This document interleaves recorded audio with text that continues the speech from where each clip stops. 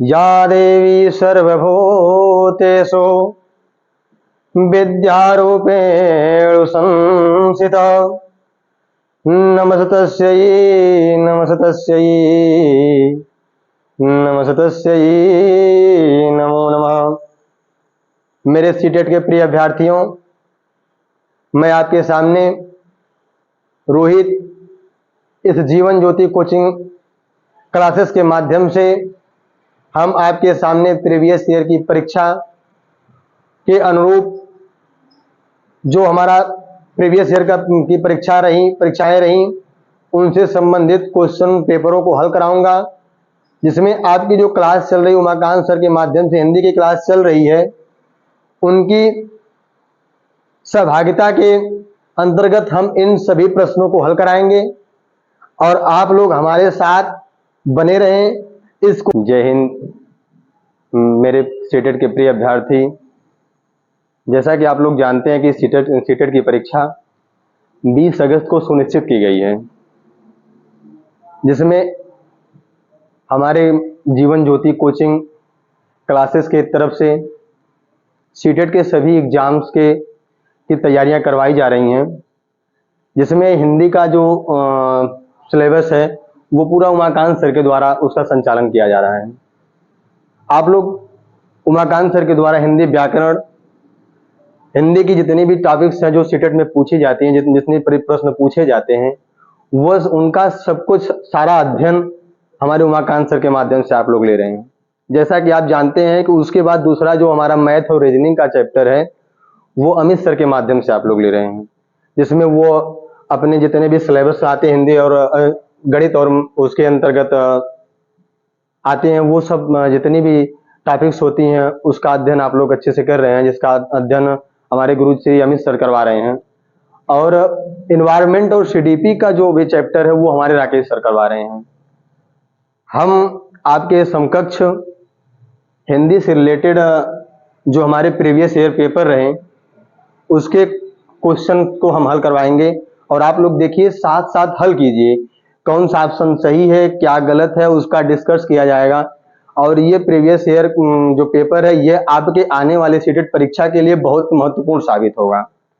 आपका ये रिवीजन करेंगे, आपकी सीटेट परीक्षाओं में मैक्सिमम 40% जो आपका क्वेश्चन पूछा जाएगा वो क्वेश्चन इसी से रिलेटेड रहेगा, सीटेट जो प्रीवियस ईयर पेपर होते हैं उनसे रिलेटेड रहेगा। तो चलिए हम साथ में ये आपके सामने भाग 4 में 4 के अंतर्गत हिंदी वैकल्पिक जो क्वेश्चंस हैं इन्हें हम सॉल्व करते हैं। तो आइए देखते हैं। सामने इसका निर्देश दिया गया कि निम्नलिखित प्रश्नों के सही उत्तर देने के लिए सबसे उचित विकल्प चुनिए। ये हमारा सीटेट 2011 का प्रीवियस ईयर पेपर है, जिसमें हिंदी का जो चैप्टर है उस चैप्टर को हम लोग क्लियर करते हैं। ठीक है, हिंदी के चैप्टर्स को क्लियर करते हुए इसमें पहला क्वेश्चन यही है कि उपचारात्मक शिक्षण की सफलता निर्भर करती है। क्वेश्चन क्या है कि उपचारात्मक शिक्षण की सफलता निर्भर करती है भाषिक नियमों के ज्ञान पर, समय व अवधि पर, समस्याओं के कारणों की सही पहचान पर, उपचारात्मक शिक्षण पर। तो आप लोग जवाब दें, इसमें कौन सा विकल्प सही हो सकता है। आप लोगों को हम कुछ समय दे रहे हैं, मैक्सिमम 5 सेकंड का, जिसमें आप सही से उत्तर लगाएं और इसकी पहचान कर अपने माइंड में एकदम बैठा लें कि जो ये क्वेश्चन हल कराया जा रहा है ये निश्चित तरीके से इस सब सारे जो प्रीवियस ईयर के पेपर उसमें मैक्सिमम 40% आएगा। हो सकता है यह भी क्वेश्चन छाप दे। तो आप इन सब जितने भी ऑप्शंस हैं और ये क्वेश्चंस हैं इनको अपने माइंड में बैठाइए, मेकअप करिए कि ये हो सकता है हमारी सीटेट परीक्षाओं में पूछा जाए। जिसमें इसका सही आंसर है ना तो भाषिक नियमों का ज्ञान होगा, यह गलत आंसर। समय व अवधि पर, यह भी गलत आंसर। समस्याओं के कारणों की पहचान पर, समस्याओं के कारणों की सही पहचान पर, जब भी बालक किसी समस्या में होता है अगर उसकी सही पहचान करें तो यही ऑप्शन मुझे लगता है कि करेक्ट होगा। जिसमें आप देख सकते हैं कि उपचारात्मक शिक्षण की सफलता समस्याओं के कारणों की सही पहचान पर निर्भर करती है। तो हमें लगता है कि ऑप्शन राइट आंसर है और उपचारात्मक शिक्षण की सामग्री पर यह बिल्कुल गलत आंसर है। इस प्रकार हम अपने पहले क्वेश्चन को देखें, इसमें इसका तीसरा ऑप्शन सही था, ऑप्शन नंबर सी सही था, समस्याओं के कारणों की सही पहचान पर। चलिए हम चलते हैं दूसरे ऑप्शन की तरफ। यह सीटेट 2011 का भाग 4 हिंदी का 92वां प्रश्न है। इसमें दिया है प्रश्न क्या पूछता है हमसे, क्या क्या रहा है कि भाषा शिक्षण में पाठ्य पुस्तक है, भाषा शिक्षण में पाठ्य पुस्तक है, एकमात्र संसाधन है, साध्य है, साधन है या अनावश्यक है। अब इसमें आपको जवाब देना है कि इसमें कौन सा आंसर सही है। भाषा शिक्षण में पाठ्य पुस्तक एकमात्र संसाधन है, यह बिल्कुल गलत आंसर। साध्य है, यह भी गलत आंसर, साध्य की कोई आवश्यकता नहीं है उसमें भाषा शिक्षण में। अनावश्यक है, यह तो बिल्कुल गलत आंसर। साधन है, भाषा शिक्षण में पाठ्य पुस्तक हमारा एक साधन है, सीखने सिखाने का एक हमारा साधन है। Option number C is correct answer. भाषा शिक्षण के अंतर्गत पाठ्य पुस्तक का एक साधन होता है, सी इज करेक्ट आंसर। चलिए 93वां क्वेश्चन देखिए क्या कहता है। हिंदी की कक्षा में प्रायः हिंदीतर भाषी बच्चे हिंदी सीखने में अनेक कठिनाइयों का सामना करते हैं, क्योंकि ऑप्शन ए वे मन लगाकर हिंदी सीखते हैं, हिंदी सीखने के प्रति उनमें अरुचि होती है, हिंदी बहुत कठिन भाषा है, प्रायः हिंदी और उनकी मातृभाषा की संरचना में अंतर होता है। इसमें आपको जवाब देना है कि कौन सा ऑप्शन सही होगा। आप एक बार फिर ध्यान से अपने क्वेश्चन को पढ़िए कि हिंदी की कक्षा में प्रायः हिंदीतर भाषी बच्चे हिंदी सीखने में अनेक कठिनाइयों का सामना करते हैं, क्योंकि वे मन लगाकर हिंदी सीखते हैं, हिंदी सीखने के प्रति उनमें अरुचि होती है, हिंदी बहुत कठिन भाषा है, प्रायः हिंदी और उनकी मातृभाषा का संरचना में अंतर होता है। ये आप लोग इसका आंसर दीजिए। ऑप्शन नंबर ए देखिए, वे मन लगाकर हिंदी सीखते हैं, हिंदी नहीं सीखते हैं, वे मन लगाकर हिंदी नहीं सीखते हैं, इसे गलत बात है। किसी भी आप सब्जेक्ट या कोई किसी प्रकार का अध्ययन करेंगे उसमें वो मन लगा करके सीखते हैं, इसी कोई बात नहीं है कि हिंदी में मन लगा करके नहीं सीखते। ऑप्शन इज गलत आंसर। चलिए देखिए दूसरे ऑप्शन को, हिंदी सीखने के प्रति उनमें अरुचि होती है। ऐसी कोई बात नहीं है, किसी भी सब्जेक्ट या किसी भी भाषा को सीखने के लिए उनमें रुचि लेना पड़ता है, रुचि होती है, ऐसी कोई बात नहीं कि अरुचि। ये शब्द आपका जो नेगेटिव पॉइंट आया है ये गलत बात है, ये आपके क्वेश्चंस का आंसर नहीं, बिल्कुल ये गलत आंसर। चलिए हम तीसरे ऑप्शन को देखते हैं कि हिंदी बहुत कठिन भाषा, ऐसी कोई बात नहीं है। जिस स्थान पर हम लोग रह रहे हैं हिंदी हमारी सामान्य भाषा है, जबकि वो किसी प्रकार की कठिन भाषा नहीं है। ये अभी हमारी करीब करीब हमें लगता है कि हिंदी कठिन भाषा, कठिन शब्द का प्रयोग किया गया है यहाँ, यह भी गलत आंसर है, जो ऑप्शन से ये गलत है। अब चौथा देखते हैं, प्रायः हिंदी और उनकी मातृभाषा की संरचना में अंतर होता है, ये बिल्कुल सही बात है। यहाँ अंतर की बात कही गई है, यहाँ अंतर की बात कही गई है, बिल्कुल ये सही बात है कि हिंदी उनकी मातृभाषा की संरचना में काफी अंतर होने के कारण हिंदीतर भाषी बच्चे इन्हें सीखने में कठिनाइयों का सामना करते हैं। यही बात है इसमें कि हिंदीतर भाषा, जो हमारी हिंदीतर और उनकी मातृभाषा की संरचना है उनमें काफी अंतर होने के कारण हिंदीतर भाषी बच्चे हिंदी सीखने में कठिनाइयों का सामना करते हैं। हमारा ये ऑप्शन करेक्ट है, डी ऑप्शन करेक्ट आंसर। चलिए हमारा 93वां आंसर क्लियर हुआ। अब हम अपने 94 वाले ऑप्शन को देखते हैं। हमारा अगला क्वेश्चन आपके सामने है, आप इसे ध्यान से देखिए कि कहानी सुनाने से ऑप्शन नंबर ए बच्चे प्रसन्न होते हैं, बच्चे कक्षा में एकाग्रचित होकर शांत बैठते हैं, बच्चे अनुशासित रहते हैं, बच्चों की कल्पना शक्ति व चिंतन शक्ति का विकास होता है। इसमें आपको आंसर देना है कि ऑप्शन कौन सा सही है और कौन सा गलत ऑप्शन है। आप ध्यान से पहले अपने क्वेश्चन को पढ़िए, एक बार देखिए, चारों ऑप्शन को पढ़िए, रिपीट कीजिए, फिर उसके बाद आंसर दीजिए कौन सा ऑप्शन आपके सामने सही है। कहानी सुनाने से, ये हमारा क्वेश्चन 94वां क्वेश्चन हमारा यही कहता है कि कहानी सुनाने से बच्चे प्रसन्न होते हैं, या फिर बच्चे कक्षा में एकाग्रचित शांत बैठते हैं, या बच्चे अनुशासित रहते हैं, या बच्चों की कल्पना शक्ति व चिंतन शक्ति का विकास होता है। ये अब इस ऑप्शन से हमको ऑप्शन बताना है। चलिए हम देखते हैं कि आप लोगों का जो आंसर आएगा, फिर हम अपने माध्यम से बता रहे हैं कि मतलब इसमें कौन सा ऑप्शन सही होगा। पहले हम एक एक क्वेश्चन को बारी बारी से पढ़ते हैं। कहानी सुनाने से हमारा रहा क्वेश्चन, कहानी सुनाने से क्वेश्चन है जिसमें बच्चे प्रसन्न होते हैं। कहानी सुनाने से बच्चे प्रसन्न होते हैं, सही बात है। बच्चे कक्षा में एकाग्रचित्त होकर शांत बैठते हैं, ये तो बिल्कुल गलत बात है।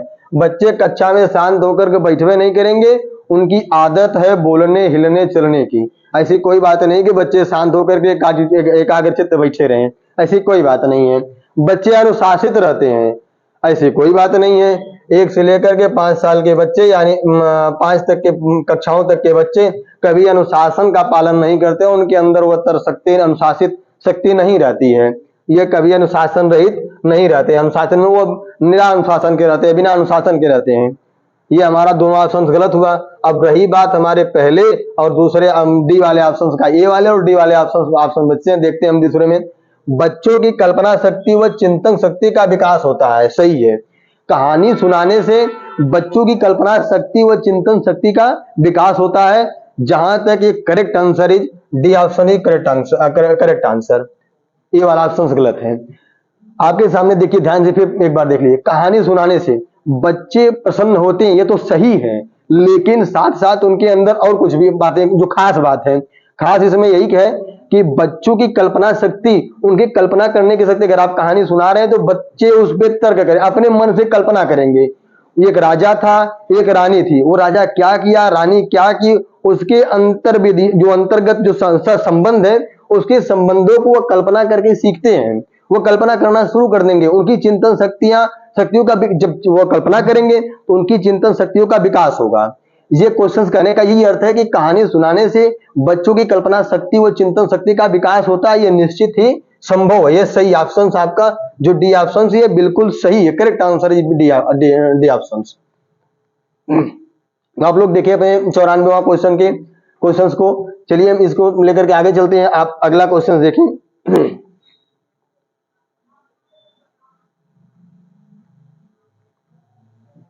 देखिए 95वां क्वेश्चन, ये क्या कहता है, आपसे क्या कह रहा है। आप पहले ध्यान से अपने क्वेश्चंस को एक बार बहुत ध्यान से पढ़िए। पढ़ने के बाद उसमें अपनी समझ व्यक्त कीजिए कि वो क्या कह रहा है। फिर उसके अनुसार अपने ऑप्शंस को ढूंढिए कि ऑप्शन कौन सा उसके अनुकूल है। आपको ये देखना है कि वो कह क्या रहा है और हमको उसी ऑप्शन को जो हमारा क्वेश्चन कह रहा है उसी अनुसार हमको इस ऑप्शन को चूज करना है कि कौन सा ऑप्शन सही है। चलिए देखते हैं अपने क्वेश्चन को। बच्चों के लेखन कौशल का मूल्यांकन करने के लिए कौन सी विधि बेहतर हो सकती है। ध्यान से फिर एक बार पढ़िए कि बच्चों के लेखन कौशल का मूल्यांकन करने के लिए कौन सी विधि बेहतर हो सकती है। तो हमारे सामने ऑप्शन है, 4 ऑप्शन हैं। अपने अनुभवों को लिखना, श्रुत लेख, पाठाधारित प्रश्नों के उत्तर लिखना, सुंदर लेख का अभ्यास करना। इन चारों ऑप्शन को आपको बताना है कि कौन सा ऑप्शन जो ऑप्शन है वह कौन सा ऑप्शन सही है। आपके सामने चारों ऑप्शन हैं। अपने अनुभवों को लिखना, श्रुत लेख, पाठाधारित प्रश्नों के उत्तर लिखना, सुंदर लेख का अभ्यास। इन चारों ऑप्शन में आपको ऑप्शन बताना है। फिर से हम एक बार क्वेश्चन देखते हैं कि बच्चों के लेखन कौशल का मूल्यांकन करने के लिए कौन सी विधि बेहतर हो सकती है। जो ये क्वेश्चन कह रहा है, क्वेश्चन यही कह रहा है कि बच्चों के लेखन कौशल, लेखन का अर्थ होता है जो लिखने का कौशल उनका है, उसका मूल्यांकन करने के लिए हम कौन सी, हमारे लिए उन बच्चों मूल्यांकन करने के लिए कौन सी विधि बेहतर हो सकती है। आपको देखना, उसमें ऑप्शन आंसर देना है। अपने अनुभवों को लिखना, श्रुत लेख, पाठाधारित प्रश्नों के उत्तर लिखना, सुंदर लेख का अभ्यास करना। ये आपके सामने ऑप्शन रहा। अब आप बताइए कि कौन सा ऑप्शन सही है। आप लोग देखिए कि हमारे 95वां क्वेश्चन है।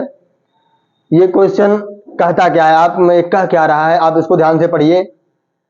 बच्चों के लेखन कौशल का मूल्यांकन करने के लिए कौन सी विधि बेहतर हो सकती है। इसका ऑप्शन है अपने अनुभवों को लिखना, श्रुत लेख, पाठाधारित प्रश्नों के उत्तर लिखना, सुंदर लेख का अभ्यास। ये 4 ऑप्शन हैं आपके सामने। आप चारों ऑप्शन को सही बताइए, कौन सा ऑप्शन सही हो सकता है इसमें।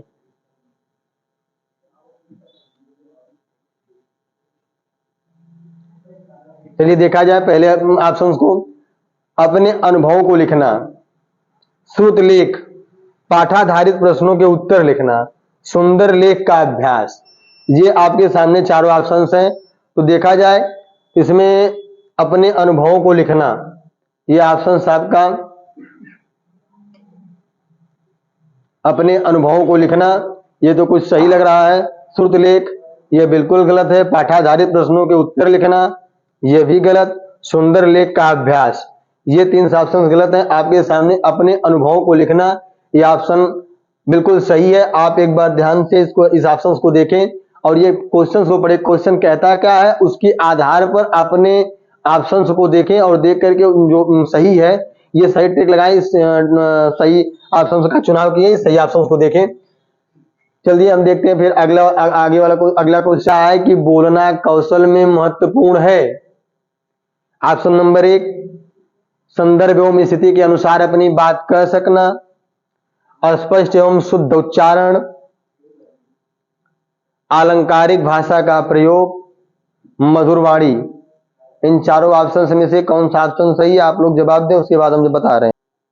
चलिए देखते हैं। इसका ऑप्शन इज करेक्ट आंसर, संदर्भ एवं स्थिति के अनुसार अपनी बात कह सकना, ये बात बिल्कुल सही है। संदर्भ एवं स्थिति के अनुसार अपनी बात कह सकना, ये बिल्कुल सही है। स्पष्ट एवं शुद्ध उच्चारण, ये बोलने कौशल में कोई महत्वपूर्ण भूमिका अदा नहीं करता। अलंकारिक भाषाओं का प्रयोग, बच्चे अलंकारिक भाषाओं का प्रयोग कभी नहीं करते। मधुर वाणी बोलते हैं, लेकिन ये इसके अंतर्गत, इसका correct answer is correct answer. अब अगले क्वेश्चन को देखा जाए। भाषा शिक्षक के रूप में सबसे बड़ी चुनौती है। ऑप्शन नंबर 1, बच्चों को भाषा सीखने के महत्वपूर्ण से परिचित कराना, बच्चों की भाषा को संचार संसाधनों के प्रभाव से मुक्त रखना, भाषा संसाधनों का अभाव है, बहुभाषिक कक्षा के शिक्षण के लिए उचित रणनीतियां तय करना। ये इन चारों ऑप्शनों में कौन सा ऑप्शन आपको सही लगता है, कौन सा ऑप्शन करेक्ट है, आप जवाब दें। चलिए हम एक बार देखते हैं फिर से इस क्वेश्चन के बारे में कि इसमें कौन सा ऑप्शन सही है। बच्चों को भाषा सीखने के महत्व से परिचित कराना, क्या ऑप्शन सही है? बच्चों की भाषा को संचार संसाधनों के प्रभाव से मुक्त रखना, दोनों बिल्कुल गलत है। ऐसी कोई बात नहीं है कि बच्चों को भाषा सीखने के महत्व से परिचित कराना। बच्चे भाषा तो पहले में से सीखे रहते हैं, वो तो उनमें कोई भाषा सीखने के लिए कोई कमी नहीं रहती, वो भाषा सीखे रहते हैं। लेकिन किसी स्थान से दूसरे स्थान पर परिवर्तित होने के बाद वहाँ की उनकी भाषाओं सीखने के लिए सीखना पड़ता है, जबकि वो स्वाभाविक है कि धीरे धीरे वहाँ के वातावरण के अनुसार वो सीख जाते हैं। बच्चों की भाषा को संचार संसाधनों के प्रभाव से मुक्त रखना, ये बिल्कुल गलत बात है। तो उनको संचार संसाधनों से मुक्त बिल्कुल नहीं रखा जा सकता, क्योंकि वो भाषाओं से परिचित नहीं रहेंगे। भाषा संसाधनों का अभाव है, यह भी बिल्कुल गलत बात है। बहुभाषिक कक्षा के शिक्षण के लिए उचित रणनीतियां तैयार करना, इसमें सबसे बड़ी बात, महत्वपूर्ण बात है रणनीतियां का। ये रणनीतियां तय की जाती है, जो बहुभाषिक कक्षा होती है उसमें शिक्षण के लिए उचित रणनीतियां तैयार की जाती है। आपका डी ऑप्शन सही, एकदम करेक्ट आंसर डी। अगला क्वेश्चन क्या कह रहा है, एक समावेशी कक्षा में कौन सा कथन भाषा शिक्षण सिद्धांतों के प्रतिकूल है? ये क्वेश्चन कह रहा है आपसे कि एक समावेशी कक्षा में कौन सा कथन भाषा शिक्षण सिद्धांतों के प्रतिकूल है। प्रतिकूल, आप ध्यान दीजिएगा, ये जो शब्द आपको मिल रहा है प्रतिकूल वाला, आ गई भाई, ये जो प्रतिकूल वाला आपको ये शब्द मिल रहा है, इस पे आप ध्यान दीजिएगा और ध्यान देने के बाद अपने आंसर को दीजिएगा। एक समावेशी कक्षा में कौन सा कथन भाषा शिक्षण सिद्धांतों के प्रतिकूल है? ऑप्शन ए, बच्चे परिवेश से प्राप्त भाषा को ग्रहण करते हुए भाषा प्रयोग में नियम बना सकते हैं। दूसरा ऑप्शन, भाषा परिवेश में रहकर अर्जित की जाती है। तीसरा ऑप्शन, प्रिंट समृद्ध माहौल भाषा सीखने में सहायक होता है। व्याकरण के नियम सिखाने से बच्चों को भाषा विकास शीघ्रता से होगा। ये ऑप्शन, चलिए देखा जाए ऑप्शन को। बच्चे परिवेश में प्राप्त भाषा को ग्रहण करते हुए भाषा प्रयोग में नियम बना सकते हैं, यह बिल्कुल गलत बात। बच्चे के लिए कोई नियम ही नहीं करे, सारा नियम कानून खत्म। चलिए दूसरे पर, भाषा परिवेश में रहकर अर्जित की जाती है। भाषा परिवेश में रहकर के अर्जित की जाती है, यह भी बिल्कुल गलत ऑप्शन। प्रिंट समृद्ध माहौल भाषा सीखने में सहायक होता है। प्रिंट समृद्ध माहौल भाषा सीखने में सहायक होता है। ये भी बिल्कुल गलत ऑप्शन। व्याकरण के नियम सिखाने से बच्चों का विकास शीघ्रता से होगा। ये सही है। व्याकरण के नियम सिखाने से बच्चों का भाषा विकास शीघ्रता से होगा। आपका D option is correct answer. चलिए हम अगले क्वेश्चन की तरफ चलते। आपका अगला क्वेश्चन ये कहता है कि एक बहुसांस्कृतिक कक्षा में आप एक भाषा शिक्षक के रूप में किस बात को अधिक महत्व देंगे। क्वेश्चन यही कह रहा है आपसे कि एक बहुसांस्कृतिक कक्षा में आप एक भाषा शिक्षक के रूप में किस बात को अधिक महत्व देंगे।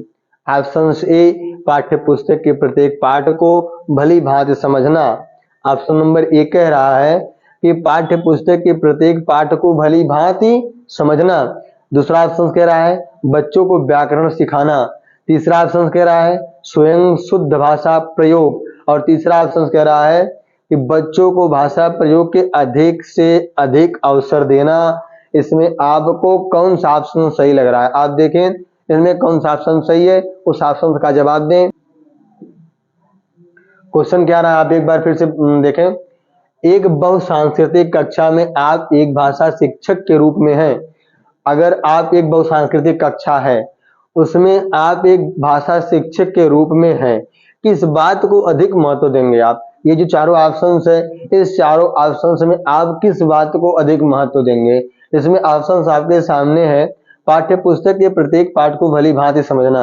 आप पाठ्य पुस्तक को भली भांति समझेंगे, प्रत्येक पाठ को भली भांति समझेंगे, बिल्कुल गलत बात है। हमें इसमें ये तो खैर ठीक है। बच्चों को व्याकरण सिखाना ये भी ठीक है। स्वयं शुद्ध भाषा प्रयोग ये भी खैर ठीक है। लेकिन इन सारी ऑप्शंस में से सबसे करेक्ट आंसर जो आपका है बच्चों को सबसे अधिक भाषा का अवसर देना हमारे सामने ये महत्वपूर्ण भूमिका अदा करता है कि बच्चों को भाषा प्रयोग के सबसे अधिक से अधिक अवसर देना। ये हमारा इस क्वेश्चन का आंसर चौथा ऑप्शन अर्थात डी ऑप्शन ही सही होगा। यानी इसमें यह कहा गया है कि भाषा का अवसर देना, बच्चों को बार बार भाषाओं का अवसर, किसी भी कार्य का अवसर देना चाहिए, ना कि उन्हें दंडित किया जाए या फिर उन्हें यानी कठिन विषय पढ़ाई जाए या उन्हें कठिन भाषाओं का ज्ञान दिया जाए। नहीं, उन्हें किसी भी कार्य को सीखने के लिए, समझने के लिए बालक को बार बार अवसर देना चाहिए जिससे वो आसानी से सीख सकें। ये रहा आपका इस क्वेश्चन का आंसर ऑप्शन डी, बच्चों को भाषा प्रयोग करने के अधिक से अधिक अवसर देना। ये रहा आपका D option is correct answer D. चलिए हम अगले, ये 100वां क्वेश्चन से आपके प्रीवियस ईयर सीटेट 2011 के हिंदी चतुर्थ भाग से जो भाग 4 है उससे रिलेटेड 100वां क्वेश्चन।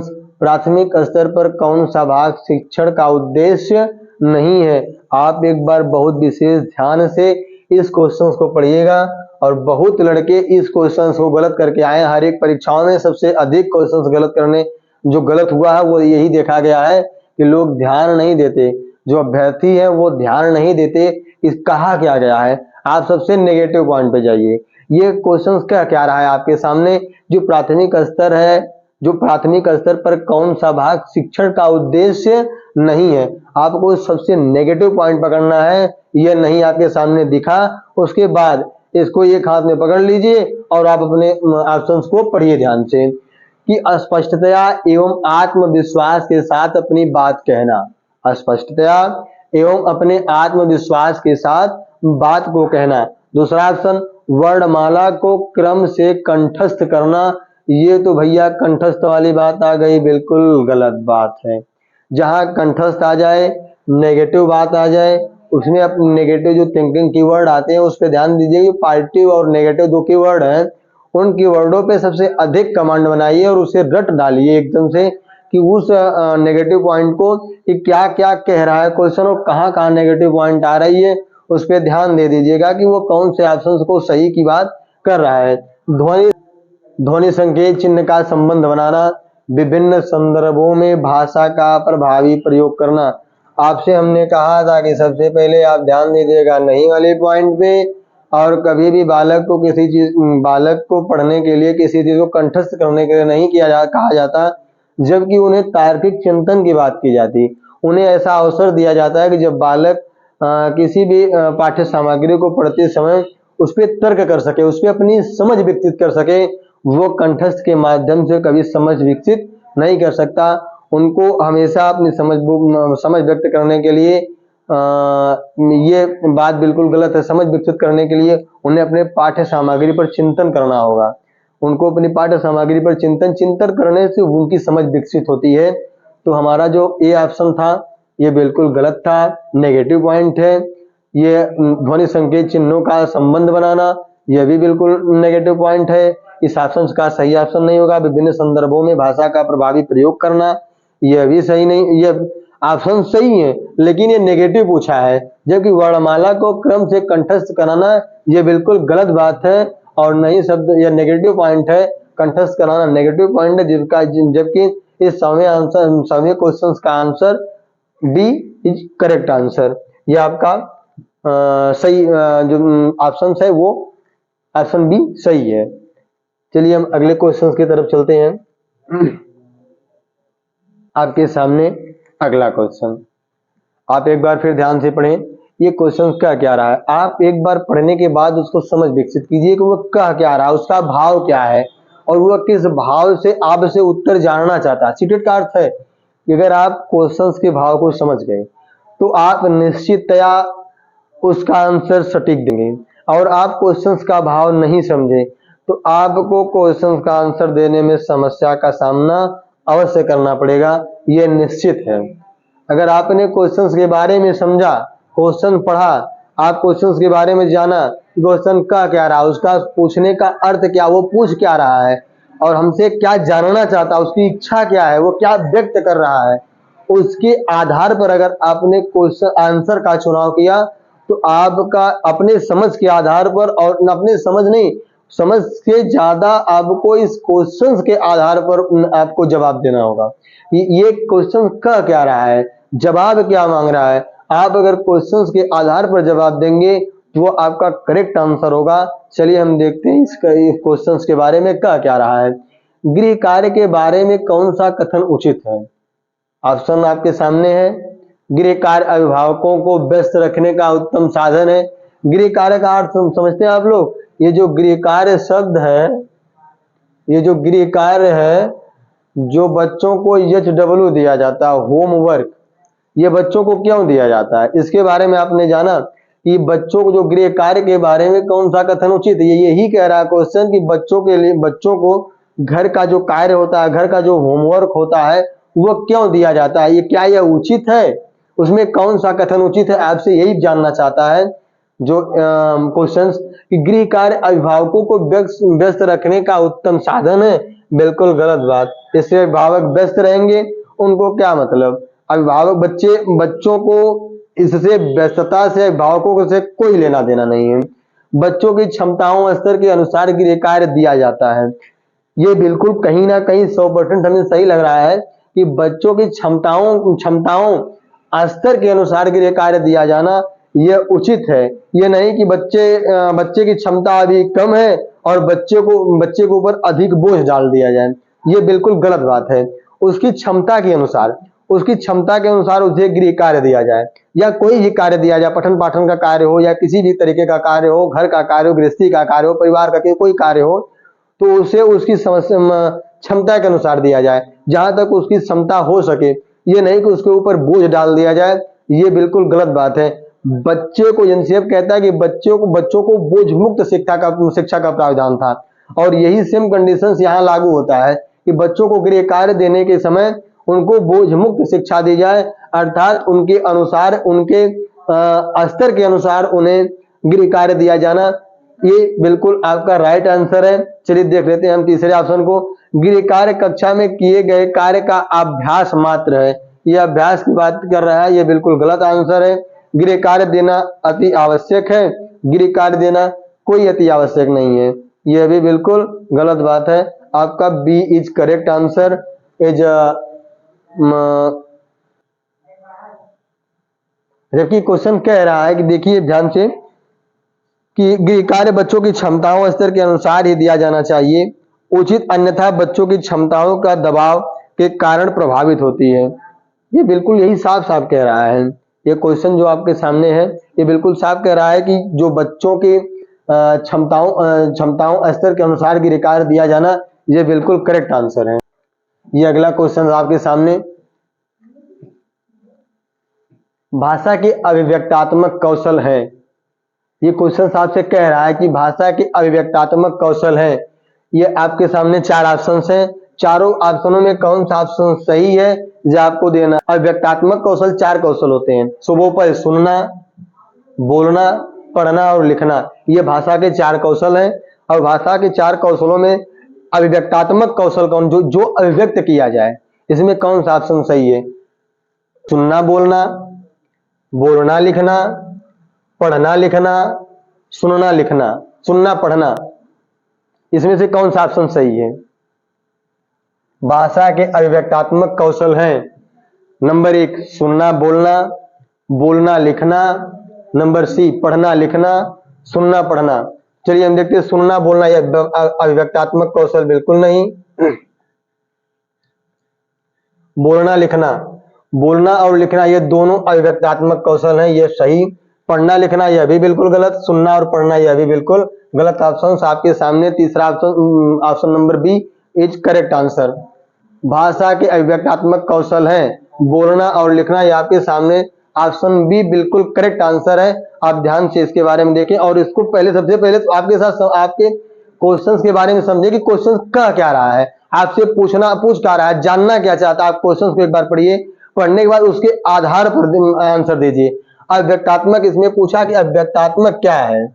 यानी जो हम व्यक्त कर सकते हैं, यानी जो भाषा का जो हमारा माध्यम है उसे व्यक्त करने का माध्यम। हम सुन करके कोई चीज को व्यक्त कर नहीं सकते, बोल करके तो कर सकते हैं, बोल करके कर सकते हैं। पढ़ना पढ़ करके हम व्यक्त नहीं कर सकते, लिखना लिख करके व्यक्त कर सकते हैं। लेकिन ये दोनों ऑप्शन हमको मिलता है बी ऑप्शन के अंतर्गत, ये हमारा करेक्ट आंसर होगा, बोलना और लिखना। चलिए हम अगले क्वेश्चन को देखते हैं। आपके सामने अगला क्वेश्चन, प्राथमिक स्तर पर बच्चों की भाषा शिक्षा के संदर्भ में निम्नलिखित में से कौन सा कथन असत्य है। पहले ध्यान दीजिएगा आप अपने इस कीवर्ड पर, यह क्या कह रहा है। प्राथमिक स्तर पर बच्चों की भाषा शिक्षा के संदर्भ में निम्नलिखित में से कौन सा कथन असत्य है। इस क्वेश्चन को आप ध्यान से पढ़ें और फिर उसके बाद आंसर दें। क्वेश्चन साहब से कह रहा है कि प्राथमिक स्तर पर बच्चों की भाषा शिक्षा के संदर्भ में निम्नलिखित में से कौन सा कथन असत्य है। ऑप्शन नंबर 1 बच्चे समृद्ध भाषा परिवेश में सहज और स्वतः रूप से भाषा में परिमार्जन कर लेंगे। ऑप्शन नंबर ये कह रहा है कि बच्चे समृद्ध भाषा परिवेश में सहज और स्वतः रूप से भाषा में परिमार्जन कर लेंगे। ऑप्शन बी बच्चे भाषा की जटिल और समृद्ध संरचनाओं के साथ विद्यालय आते हैं। ऑप्शन सी कह रहा है बच्चों की भाषा संकल्पनाओं और विद्यालय में प्रचलित भाषा परिवेश में विरोधाभास ही भाषा सीखने में सहायक होता है। ऑप्शन डी क्या कह रहा है आपके सामने, इसको छोटा सा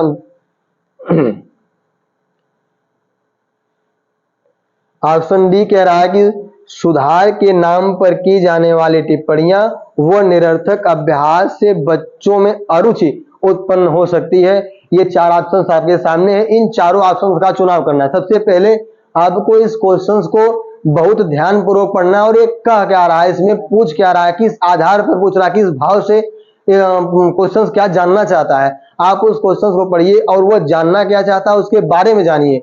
फिर उसके आधार पर, क्वेश्चंस के आधार पर आप इन चारों ऑप्शंस को पढ़िए। एक बार पढ़ने के बाद आपका जो ऑप्शंस होगा, अगर इसके आधार पर आपने जवाब दिया तो करेक्ट आंसर होगा, और थोड़ा भी आप उससे विचलित हुए तो आपका ऑप्शन गलत हो सकता है। सबसे पहले आप इन प्रश्नों को ध्यानपूर्वक, एकदम बाकायदा ध्यानपूर्वक पढ़िए कि कह क्या रहा है, क्वेश्चन आपसे पूछ क्या रहा है, जानना क्या चाहता है।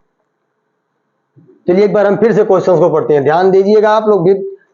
प्राथमिक स्तर पर बच्चों की भाषा शिक्षा के संदर्भ में निम्नलिखित में से कौन सा कथन असत्य है? क्वेश्चन से ही पूछ रहा है आपसे कि प्राथमिक स्तर पर बच्चों की भाषा शिक्षा में प्राथमिक स्तर पर बच्चों की भाषा शिक्षा के संदर्भ में निम्नलिखित में से कौन सा कथन असत्य है? बच्चे समृद्ध भाषा परिवेश में सहज और स्वतः रूप से भाषा में परिमार्जन कर लेंगे। बच्चे भाषा की जटिल और समृद्ध संरचनाओं के साथ विद्यालय आते हैं। बच्चों की भाषा संकल्पनाओं और विद्यालय में प्रचलित भाषा परिवेश में विरोधाभास ही भाषा सीखने में सहायक होता है। सुधार के नाम पर की जाने वाली टिप्पणियों व निरर्थक अभ्यास से बच्चों में अरुचि उत्पन्न हो सकती है। ये ऑप्शंस कौन सा आपके सामने सही है? आप इसका जवाब दीजिए। बच्चे समृद्ध भाषा परिवेश में सहज एवं स्वतः रूप से भाषा में परिमार्जन कर लेंगे, यह बिल्कुल गलत ऑप्शन। आपके सामने 3 ऑप्शन बचे, आप तीनों का जवाब दीजिए। बच्चे भाषा की जटिल एवं समृद्ध संरचनाओं के साथ विद्यालय आते हैं, यह भी बिल्कुल गलत ऑप्शन। बच्चों की भाषा संकल्पनाओं और विद्यालय में प्रचलित भाषा परिवेश में विरोधाभास ही भाषा सीखने में सहायक होता है, यह बिल्कुल सही बात है। विरोधाभास ही बच्चों को भाषा सीखने में बिल्कुल प्रबल होती है, बिल्कुल सहायक होती है। ये जो आपका सी ऑप्शन है बिल्कुल करेक्ट ऑप्शन है, बिल्कुल करेक्ट ऑप्शन है। और इसी प्रकार से जो आपका जो चौथा ऑप्शन है, एक बार इसको भी देख लिया जाए। सुधार के नाम पर की जाने वाली टिप्पणियां व निरर्थक अभ्यास से बच्चों में अरुचि उत्पन्न होती है, यह भी बिल्कुल अरुचि उत्पन्न होती है, यह बिल्कुल गलत बात है। निरर्थक अभ्यास से बच्चों में अरुचि उत्पन्न हो सकती है, यह बिल्कुल गलत बात है। चलिए इस प्रकार हम 193वें क्वेश्चन के बाद अपना अगला क्वेश्चन देखते हैं। आपके सामने आपके स्क्रीन बोर्ड पर दिख रहा है आपका जो अगला क्वेश्चन था, भाषा कौशलों के संदर्भ में कौन सा कथन उचित है? आप एक बार देख लीजिए ध्यान से, ये क्वेश्चन क्या रहा है, आपसे पूछना क्या चाहता है, यह आपसे जानना चाहता है भाषा कौशल के बारे में। क्वेश्चन आपका जो आपका क्वेश्चन है वो जानना चाहता है भाषा कौशल के बारे में कि संदर्भ में कौन सा कथन उचित है, भाषा कौशलों के संदर्भ में कौन सा कथन उचित है, यही जानना चाहता है। अब आपके सामने आपके स्क्रीन पर 4 ऑप्शन दिख रहे हैं। आपका पहला ऑप्शन कहता है कि विद्यालय में केवल पढ़ना लिखना कौशलों पर ही बल देना चाहिए, ये बिल्कुल। इसके बाद जो दूसरा ऑप्शन है, बच्चे केवल सुनना बोलना पढ़ना लिखना कौशल क्रम से ही सीखते हैं, एक बार इसको देख लिया जाए। तीसरा ऑप्शन क्या कहता है, भाषा के चारों कौशल परस्पर अंतर संबंधित होते हैं, यह करीब करीब मुझे लग रहा है कि बिल्कुल सही है। भाषा कौशलों के विकास में अभ्यास की अपेक्षा भाषिक नियमों का ज्ञान जरूरी है। इन चारों ऑप्शन में आपको जवाब देना है कि कौन सा ऑप्शन करेक्ट है, कौन सा ऑप्शन सही है, आपको चारों ऑप्शनों में जवाब देना है। इन चारों ऑप्शन में दीजिए जवाब। विद्यालय में केवल पढ़ना लिखना कौशलों पर ही बल देना चाहिए, यह तो बिल्कुल गलत बात है।